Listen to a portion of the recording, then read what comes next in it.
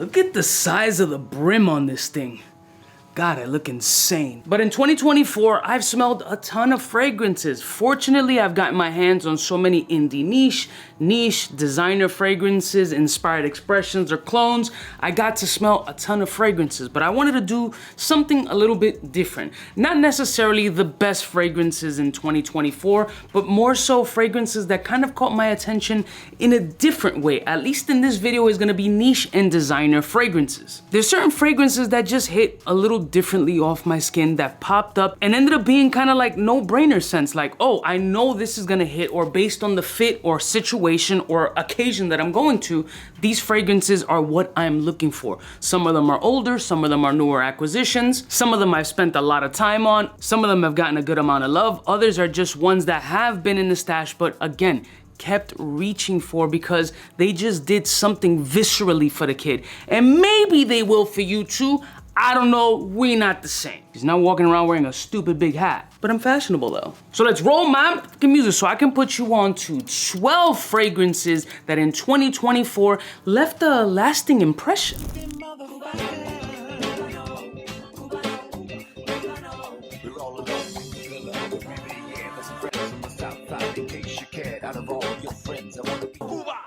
Blessed morning, my beautiful peoples. You know who it is. It's your boy, C to the U to the B to the A. End of 2024 and 2025 is right around the corner. What's going to be the fragrances that you're gonna be tapping into in 2025? Are you just gonna wait for some new drops? Did you hear about something the last couple of years that really caught your attention, but maybe you didn't have the money? You weren't able to sample it. Now you have more accessibility and you wanna go to the store, maybe sample, get a mini, and see if you find something that speaks to you. And in this case, one of the fragrances that caught my attention based on its honest simplicity and just delicious energy off of my skin was 𝗙𝗏 Town & Country. It's a super clean, soapy, spicy ambergris fragrance that's done eloquently. It's got an incredible versatility about this scent profile that this can be your signature scent if you got that kind of money to blow. Now the notes of this fragrance seem wildly simplistic according to Fragrantica. It's just like clary sage, cinnamon, and ambergris, but it's a lot more than that in the air. Like with this fragrance, you're getting a sweet, peppery brightness of citric punch. It's beautifully versatile, but so uncomplicated. And honestly speaking, some people will be like, yo, for the price point of 𝗙𝗏, this seems a little bit mid. I can understand that perspective because if you're gonna spend a heavy amount of money, some people's perspective is I want every note that you can think of and I want them blended beautifully, melodically, and I want it to smell like the Guinness Book of World Records sexiest fragrance that ever existed in life. This ain't that. This is ultra simplicity, but done beautifully, damn near perfectly, at least to my nose. It smells amazing off of me. It has very good performance, not a beast mode scent, but perfect enough to give you an entire workday of sexiness. It is elegant, beautiful, clean, deep, rich, slightly salty, slightly citric. It's warming, it's deep, it's beautiful. I thought this was a hit and I loved it at first sniff, and it seemed to put itself in a position of like, bro, I don't got time or I gotta run out or whatever. Bang, I don't have to think about it. I know how this is gonna hit. Next one. I knew as soon as I smelled this fragrance that it was gonna be one of the most beautiful roses in my collection, and I finally picked up a bottle and I have not regretted it at all, especially in this cold weather. Memo African Rose. For sake, this shit is outstanding, fam. I mean, to be able to pull off rose and cumin in a way that doesn't absolutely smell like sweaty ass armpit is gorgerific. It has that subtle African leather kind of energy that Memo was able to establish in perfection in that space, but bringing that over with a little rosy nuance, still keeping that on the low sweetness, adding a little bit of the fonquete from the cumin, a beautiful fresh cut rose sensation. And then you bring over that fire leather blend that Memo did beautifully in African leather and just add that rosy nuance and this sugary essence off this scent. This is a gorgeous rose, knocked it out of the park. Definitely one of the best ones in my collection. And I loved what this did in these bone-chilling days. My hands, if you saw them up close, the ashiness of my hands is next level right now. I feel like if I whacked it, I might paper cut my shit. TMI. So for me, cold weather, as this really screams for cold weather, African Rose did such an amazing job off of my skin. It was musky, it was deep, it was ultra leathery. It was oody at the perfect level. It was cumin at the perfect level. It had a little bit of cardamonic energy, and it knocked Rose out of the park for me. So African leather definitely made its presence known in 2024. Taking combinations of a note that I absolutely am in love with and adding a Palo Santo element, which is another note that I absolutely love, Paragon is incredible for plum lovers like myself. With the hype that plum has been getting in 2024, and hopefully it'll get a little bit more notoriety in 2025, Paragon is a beast. It is just sheer perfection, not overly sweet, perfectly done. The Palo Santo here adds this deep, holy element to this fragrance. It's peppery, it's spicy, it's juicy, it's rich, it's gorgeous. Oh my fucking God, this is a no-brainer scent for me in all occasions. Wait till I start wearing this shit on my plums in the summer. It's gonna be crazy. I love this scent. It's phenomenal. It did amazing. It was a no-brainer reach in 2024, and I highly encourage people who haven't experienced plum in this format, get your ass a sample and see if you're a plum guy, because this will give you the type of plum energy that I look for in a Tom Ford Plum Japonese, as an example, which is very difficult to find at a good price. Available at discounters. This is not a limited edition, not a limited release. It's not being discontinued that I know of, but as far as scent is concerned, in 2024, this was an easy reach for the kid that just hits. Now this joint is new in my collection, and talk about instantly loving it from the moment that I smelled it. Boadicea 1907 Neiman Marcus edition. Wow, nobody's buying this fragrance. I know nobody's getting it. I understand, price point is astronomical. But honestly speaking, this is a list about shit that smell good on me. I don't give a fuck what you do on your end. I'm just putting you onto shit. Sexy, sweet, pulpy, rich, dynamic, loud, and performs stupid. Bro, talk about taking amber and tobacco, then adding this sweet, almost tropical fruit essence, like the rich, dense pulpiness after juicing some fucking passion fruit and guava combinations in this fragrance that aren't listed in the notes, but I pick these up. It is incredible. Such a rich scent, such a sweet scent, such a dynamic scent. This blew my dick off. And if you've seen the video of Ja smelling this joint as well, he also shares the same sentiment. We're both like, yo, this is such a unique scent profile to fall in love with, because dudes generally don't lean for the sweeter fragrances, for that tropical fruitish kind of vibe, for those pulpier scents. They want rich, leather, tobacco, oud. And if they're gonna go lighter, they're gonna go freshy, aquatic, and shit. This is a gem. Absolutely love it, and 100% blew my nuts off as soon as I smelled it. So to make an impression in 2024, it had to be in the list. I had to put Golden Oud in the mix by Paco Rabanne. The best, in my opinion, 1 million flanker. And that's saying, and that's making a huge bold statement, because 1 million has a bunch of shit. I thought 𝗙𝗏 was absolutely spectacular. And it has a lot of fuckboy energy, the 1 million DNAs, and everybody's gonna have their own vibe. But again, these are my scents. These are the ones that move me. These are the ones that I was like, damn, they really put the foot in this shit. There's shit everywhere! Damn it! There's shit on the windows! Oh my God! My house is full of shit! I mean, putting oud in a designer fragrance and introducing people who are just used to or prefer designer fragrances with accessibility, this is an incredible interpretation. The performance in this, outstanding. The scent profile, very Middle Eastern chic royalty, sexy, resinous, deep, rich, oudy, in a designer platform, in a designer presentation with a fuckboyish kind of energy and fuckboyish kind of label that smells outstanding. I think in the designer space, if they continue to do more bold, fun, risky scent profiles like this, I think a lot of people are gonna start transitioning or giving more love to the designer space. Especially some of us that have fallen off and go to like indie niche or just niche fragrances and kind of lose the enthusiasm sometimes about designers. This is the type of shit that'll reel a motherfucker back in. This joint is Fuego, absolutely made his presence known in 2025. Oh, sorry, I mean 2024. This was a fragrance that I thought was meh. A couple of years ago, I picked it up.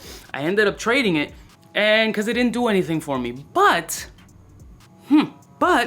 my tone has changed. Dior Homme 2020, bro. Again, going back to simplicity, clean, designer, basic-y, Gym, my fat ass is going back into the gym, so this definitely has become a Jimmy type scent profile. Casual, no brainer, have left in the car as it just pss, pss, pss. I don't have to think about it, it's gonna smell good, and it truly just does. The no breakdown in this fragrance ain't really much. And it's not in the space of the other Dior Hommes. It's not a heavy iris prominent scent profile, but it works. And it works for me, and it works nicely. And it's an absolute contender in the chilling everyday wear white t-shirt and jean type situation. You got your Air Force Ones, you got your nice jeans hemmed up, you got a clean white tee, your tape up is on point. This hits nicely. Why is it in the 2024 list, 𝗙𝗂𝐴? Because it just works. It just works off my skin. I don't have to think about it. And it's something that really changed my perspective and kind of brought me back to a humble place. Like, bitch, it doesn't have to be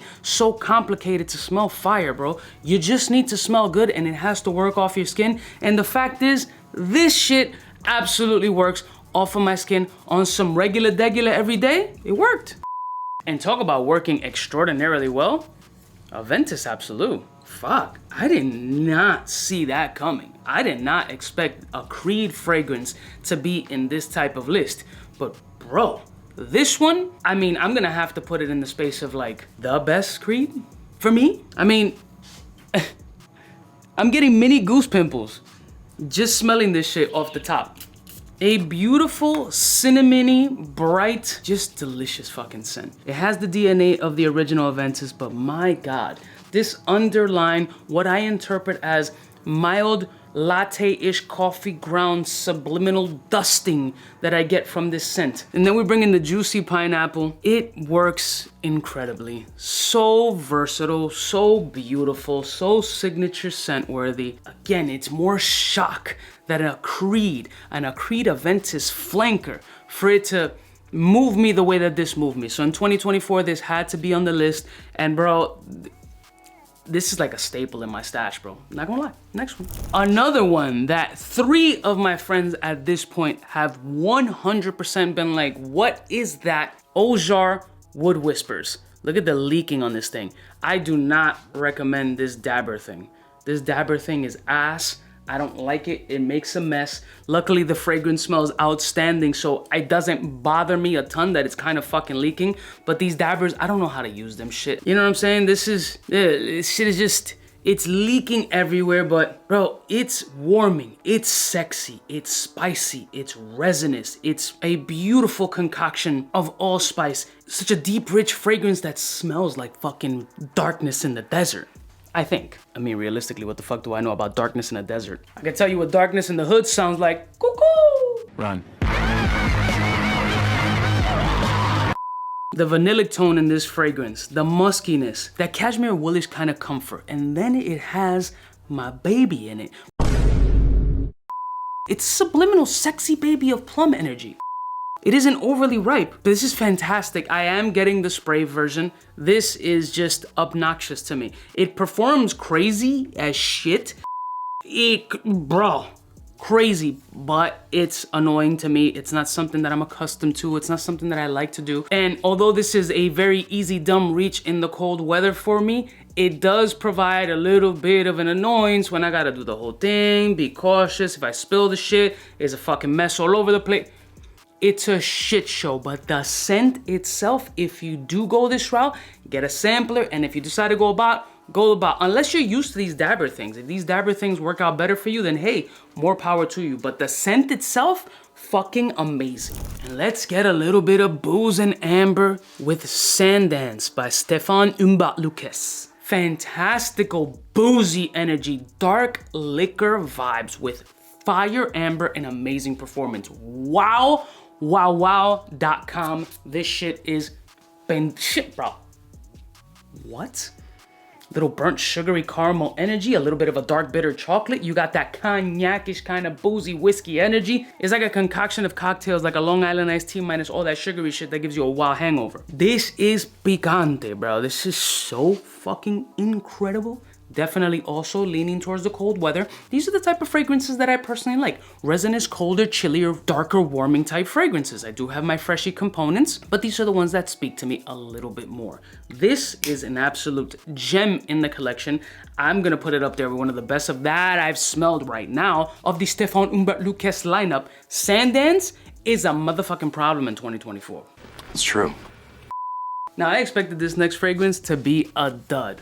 Boss Bottle Absolute was far from that for me. This is what I was talking about when the designer space starts to step it up and bring these richer, dark, resinous scent profiles with a bumped up quality. That's what I feel about this scent. I'm not saying it's niche style quality, but it's up there in niche style scent profile. This is gentlemanly, this is classy, this is beautiful. It's a very solid performer off of my skin, and I think, and honestly, an extraordinary release by Boss. They fucking killed it with this scent profile, and with the same energy as Golden Oud, brings some of this depth back into the space. Now granted, I haven't smelled all designer fragrances, so there could be some existing ones, and feel free to leave it in the comment below, that have this rich, resinous, warm, very like bumped up, scaled up designer kind of scent profile that they used to have back in the 80s and 90s that made you feel like a fucking star rather than leaning towards these childish, more playful scent profiles. There's a place for all these fragrances, but for me personally, this is what I'm looking for. And if there's some in there like this, like the Golden Oud, that really stand out, absolutely let me know, because I thought that this was an incredible release. Resinous, smoky rich leather, patchouli, deep, sexy, warm. Bro, this shit is fucking incredible. And you add performance on top of it. Good job, boss, good job. And the next one is gonna be repetitive. You've seen it in the video a ton of times, so obviously I had to put it in there. Tobacco Flirting with Vanilla by 𝗙𝗎𝗄𝐻. It's just that. Tobacco and vanilla, smoky, beautiful, absolutely jaw-droppingly sexual. This was a no fucking brainer. Elegantly done, elements of sweetness, caramelic tendencies, the right amount of smokiness, outstanding scent profile. Another easy dumb reach, definitely in the fall. I was getting a ton of burn with this shit. In the winter, I've been kind of playing with it here and there because of other fragrances and the amount of scent that I've been getting in. But if you want an incredible tobacco and vanillic fragrance that really just hits gorgeously, this joint had to be put in the list. Even though I'm probably gonna concoct my own indie niche setup, this one I just had to put it in here. And finally, the scent that should have never been on this list. Yeah, I know.